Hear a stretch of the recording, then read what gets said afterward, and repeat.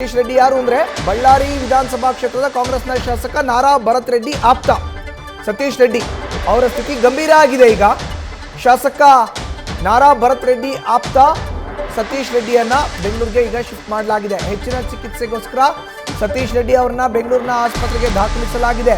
ಗಾಲಿ ಜನಾರ್ದನ್ ರೆಡ್ಡಿ ಬೆಂಬಲಿಗರಿಂದ ಹಲ್ಲೆಗೀಡಾಗಿದ್ದಂತ ಸತೀಶ್ ರೆಡ್ಡಿ ಅವ್ರನ್ನ ಬೆಂಗಳೂರು ಆಸ್ಪತ್ರೆಗೆ ಈಗ ರವಾನಿಸಿ ದಾಖಲಿಸಿ ಚಿಕಿತ್ಸೆಯನ್ನ ನೀಡಲಾಗ್ತಾ ಇದೆ. ಹೆಚ್ಚಿನ ಚಿಕಿತ್ಸೆ ಬೇಕಾಗಿದೆ. ಈ ನಿಟ್ಟಿನಲ್ಲಿ ಈಗ ಅವ್ರನ್ನ ಬೆಂಗಳೂರಿಗೆ ಶಿಫ್ಟ್ ಮಾಡಲಾಗಿದೆ.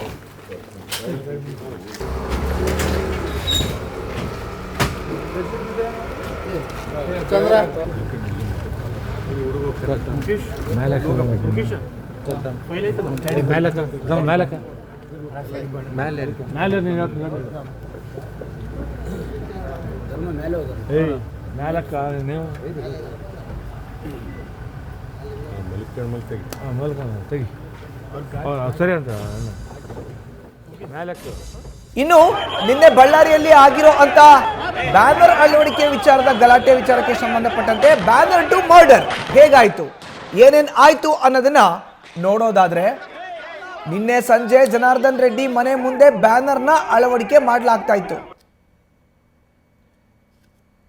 ಇದಾದ ಮೇಲೆ ಬ್ಯಾನರ್ ಅಳವಡಿಕೆ ಮಾಡ್ತಾ ಇದ್ದಿದ್ದಾದ್ರೂ ಯಾಕೆ? ನಿನ್ನೆ ಸಂಜೆ ಶಾಸಕ ಗಾಲಿ ಜನಾರ್ದನ್ ರೆಡ್ಡಿ ಮನೆ ಮುಂದೆ ಬ್ಯಾನರ್ ಅಳವಡಿಸಲಾಗಿದೆ. ಬ್ಯಾನರ್ ಯಾವುದು ಹಾಗಾದ್ರೆ ಅಳವಡಿಕೆ ಮಾಡಿದ್ದು ಅನ್ನೋ ಪ್ರಶ್ನೆ ಎದುರಾಗುತ್ತೆ. ಅದಕ್ಕೆ ಉತ್ತರ, ವಾಲ್ಮೀಕಿ ಪುತ್ಥಳಿ ಅನಾವರಣ ಕಾರ್ಯಕ್ರಮದ ಬ್ಯಾನರ್ ಅಳವಡಿಕೆ. ಜನವರಿ 3ನೇ ತಾರೀಕು ಅರ್ಥಾತ್ ನಾಳೆ ಕಾರ್ಯಕ್ರಮ ಇದೆ. ವಾಲ್ಮೀಕಿ ಪುತ್ಥಳಿ ಅನಾವರಣ, ಅದರ ಬ್ಯಾನರ್ನ ಅಳವಡಿಸೋಕೆ ಮುಂದಾಗಿದ್ರು.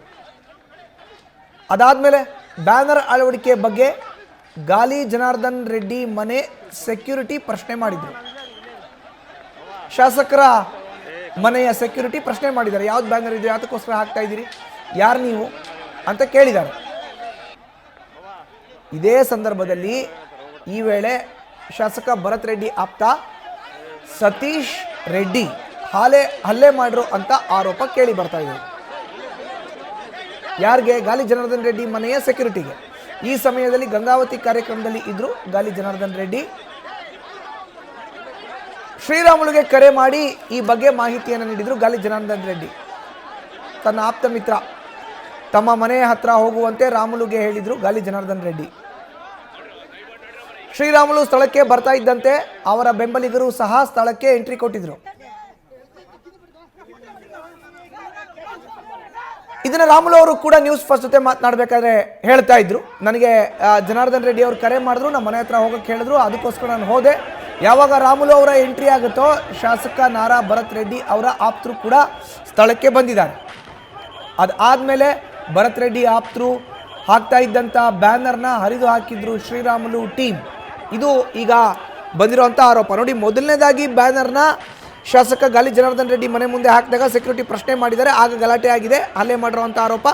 ಅದಕ್ಕೆ ಗಾಲಿ ಜನಾರ್ದನ್ ರೆಡ್ಡಿ ಅವರು ರಾಮುಲುಗೆ ಕರೆ ಮಾಡಿ ಮನೆ ಹತ್ರ ಹೋಗಿ ಕೇಳಿದ್ದಾರೆ.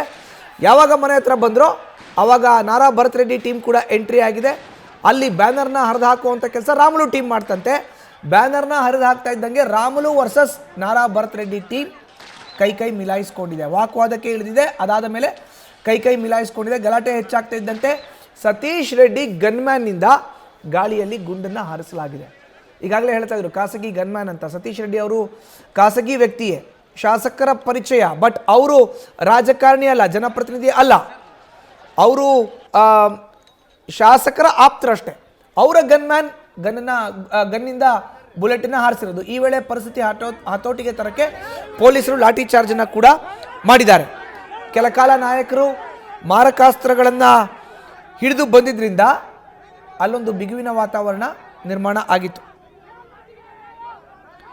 ಲಾಠಿ ನಡುವೆನೇ ಎರಡು ಟೀಮ್ಗಳ ಮಧ್ಯೆ ಪರಸ್ಪರ ಕಲ್ಲು ತೂರಾಟ ಕೂಡ ಆಗಿದೆ. ಪೊಲೀಸರು ಲಾಠಿ ಬೀಸ್ತಾ ಇದ್ದಂಗೆ ಎರಡು ಟೀಮ್ಗಳ ನಡುವೆ ಪರಸ್ಪರ ಮಾತುಕತೆ, ವಾಕ್ವಾದ, ಅಲ್ಲಿ ಬಿಗುವಿನ ವಾತಾವರಣ ನಿರ್ಮಾಣ ಆಗಿದೆ. ಇದೇ ವೇಳೆ ಗಂಗಾವತಿಯಿಂದ ಮನೆ ಬಳಿ ಬಂದಿದ್ರು ಗಾಲಿ ಜನಾರ್ದನ್ ರೆಡ್ಡಿ. ಗಂಗಾವತಿ ಕಾರ್ಯಕ್ರಮದಲ್ಲಿ ಇದ್ರಲ್ಲ, ಅಲ್ಲಿಂದ ಕಾರ್ಯಕ್ರಮ ಮುಗಿಸಿ ವಾಪಸ್ ಬಂದಿದ್ದಾರೆ ಗಾಲಿ ಜನಾರ್ದನ್ ರೆಡ್ಡಿ ಬರ್ತಾ ಇದ್ದಂಗೆ ಗುಂಡು ಹಾರಿಸಿದ್ದಾರೆ ಅನ್ನೋ ಆರೋಪ. ಈ ವೇಳೆ ಕಾಂಗ್ರೆಸ್ ಕಾರ್ಯಕರ್ತ ರಾಜಶೇಖರ್ ಬೆನ್ನಿಗೆ ಗುಂಡು ತಗುಲಿದೆ. ಅವ್ರನ್ನ ಆಸ್ಪತ್ರೆಗೆ ಅಲ್ಲಿಂದ ದಾಖಲಿಸಲಾಗಿದೆ. ಬಟ್ ಆಸ್ಪತ್ರೆಗೆ ದಾಖಲಿಸುವಷ್ಟರಲ್ಲಿ ಕಾಂಗ್ರೆಸ್ ಕಾರ್ಯಕರ್ತ ರಾಜಶೇಖರ್ ಸಾವನ್ನಪ್ಪಿದ್ದಾರೆ.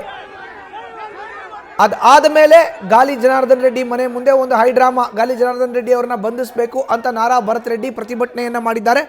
ತಡರಾತ್ರಿ 1 ಗಂಟೆ ತನಕನೂ ಕೂಡ ಶಾಸಕರು ಗಾಲಿ ಜನಾರ್ದನ್ ರೆಡ್ಡಿಯನ್ನು ಶತಾಯ ಗತಾಯ ನೀವು ಬಂಧಿಸಲೇಬೇಕು, ಅವರಿಂದನೇ ಆಗ್ತಾ ಇರುವಂಥದ್ದು ಈ ಗಲಾಟೆ ಅನ್ನೋ ಆರೋಪವನ್ನು ಮಾಡಿದ್ದಾರೆ. ಪೊಲೀಸರ ಮನವೊಲಿಕೆ ಬಳಿಕ ಸ್ಥಳದಿಂದ ತೆರಳಿದ್ದಾರೆ ಬಳ್ಳಾರಿ ವಿಧಾನಸಭಾ ಕ್ಷೇತ್ರದ ಕಾಂಗ್ರೆಸ್ನ ಶಾಸಕ ನಾರಾ ಭರತ್ ರೆಡ್ಡಿ.